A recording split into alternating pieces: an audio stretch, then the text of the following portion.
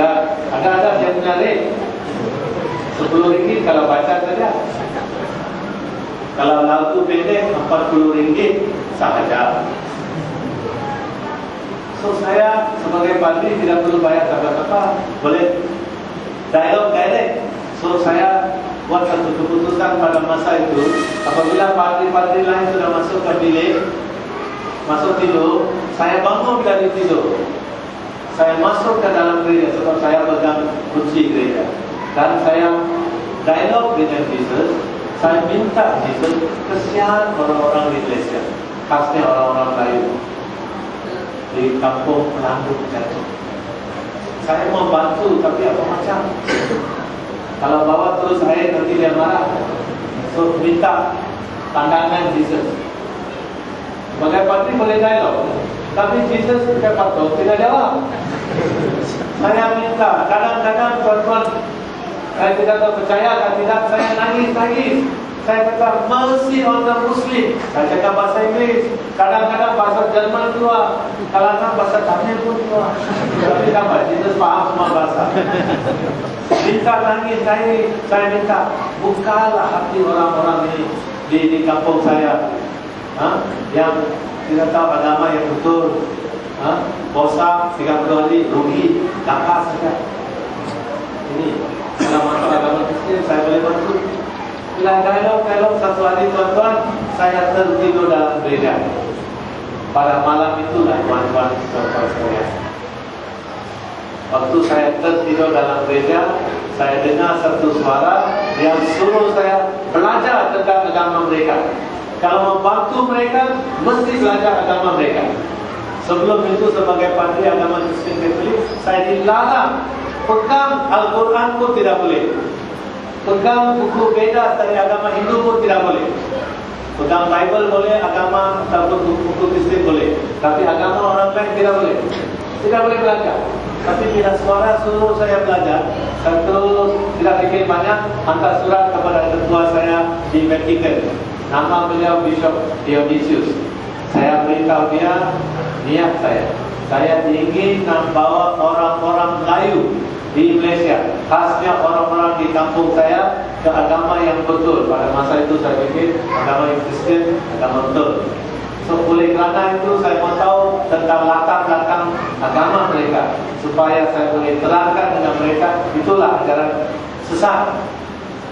Apabila saya tulis macam itu, alhamdulillah, Bishop Dionysius yang sangat strict. Kalau padri-padri lain minta ini itu semua tidak dapat. Saya kata, okey, boleh pergi. Dia pun arrange dengan Mill Hill Missionary Institute di London. Di sanalah saya buat perbandingan agama. Tanpa dalam Mill Hill Missionary Institute, padri-padri Kristian, dia tidak tahu apa itu Islam. Tidak pernah pergi ke Malaysia, Indonesia, Pakistan. Dia kata Islam itu agama tidak betul. Macam mana dia tahu? Sebab Kristian saja betul. Mana buku dia? Tidak. So saya kata ini tidak betul. Saya cari sendiri orang-orang Islam, pakar-pakar Islam dari Afrika Utara. Sangat senang boleh jumpa di London sebab mereka datang untuk belajar bahasa Inggris. So saya kata, kalau you orang ajar saya tentang agama Islam, saya beri free tuition. So saya pun ajar mereka bahasa Inggris. Mereka beri saya macam-macam buku tentang Islam, termasuk terjemahan Al-Quran oleh Muhammad Victor, tafsir Quran oleh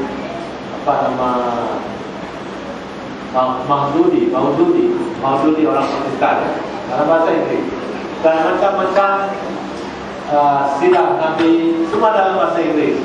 Niat bila saya buka Al-Quran dalam bahasa Inggris, bukanlah buka agama, tapi inilah raja buku sesat. Ini mesti saya mau cari mana itu ajaran sesat. Hingga separuh orang Malaysia sudah masuk ajaran sesat. So saya pun cari.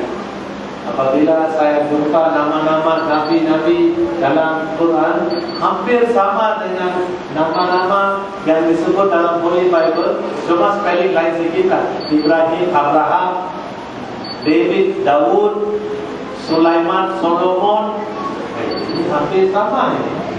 So saya pun buka Bible. Apabila saya nampak surah tentang surah Ibrahim, saya cari dalam Bible Abraham, cari. Bila saya buat perbandingan agama, baru saya nampak walaupun nama hampir sama, ceritanya ada lain sikit.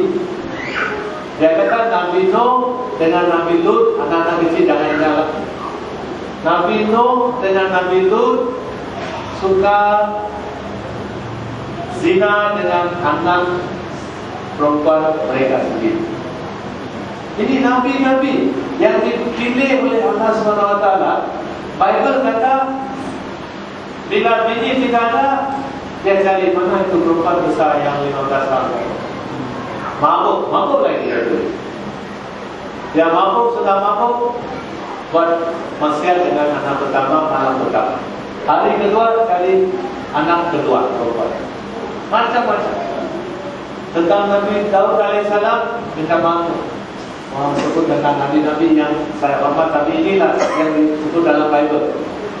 Walaupun ada 99 istri, oleh kerana tidak cukup, bila askar-askar pergi perang, dia tidak ikut, dia duduk atas istana, atas bukit, tengok mana-mana perempuan pergi bilik air, pergi mandi, dia beritahu orang kerja, ini yang cantik-cantik, gemuk-gemuk di bawah beritahu istana. Ini kerja dia. Askar-askar pergi perang, isteri-isteri mereka dia pakai sejak hari satu. Tidak masuk akal.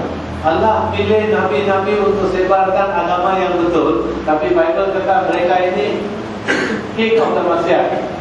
Lebih teruk dari budak-budak yang kita suruh masuk penjara, rogol kapal, rotan 20 kali ataupun masuk penjara. Tapi ini Nabi-Nabi dalam Bible lebih teruk. Ada satu bapa mertua, bila anak-anak sudah meninggal, dia ambil alih, bukan kahwin, dia buat saja.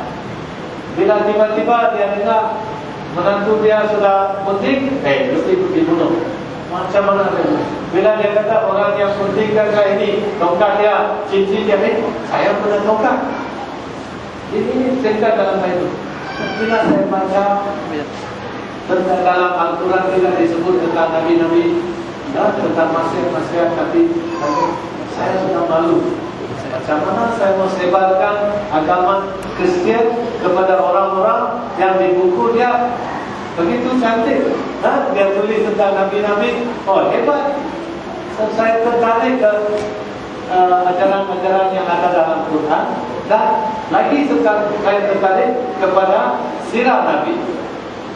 Saya mau cari role model, idola. Yesus tak dapat jadi idola saya. Dia ini lahir tanpa bapa. Dia tidak boleh buat dosa. Saya ini manusia biasa. Dia ini tidak mau kahwin, apa? Dia tidak ada nafsu untuk kahwin. Saya ini pandai dipaksa, sumpah.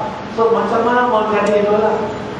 Susah. Tapi bila saya tengok dalam Nabi Muhammad sallallahu alaihi wasallam, sejarah riwayat hidup dia anak yatim piatu. Untuk anak-anak yatim pun ada idola. Macam mana kita menjadi anak-anak yang baik, walaupun tidak ada bapa, tidak ada mak, ini idola. Kalau jadi businessman, macam mana membuat bisnes dengan secara lurus, jangan tipu. Ini idola. Nabi Muhammad pernah jadi businessman. Dia pernah jadi orang yang pegang undang-undang yang boleh hukum orang-orang. Ini kita punya orang-orang atasan lah. Boleh ambil contoh dari Nabi. Untuk semua orang ada sifat Nabi, dia boleh nampak, ini boleh jadi, saya boleh ikut cara dia. Idola. Tapi dalam Bible tidak ada. Yesus itu orang mati, dia kata hidup, saya tidak boleh. Ampun dosa pun orang fikir saya boleh ampun, saya sendiri fikir betul kan? Ini so saya sudah goyang. Walaupun pangkat besar, goyang, iman sudah goyang.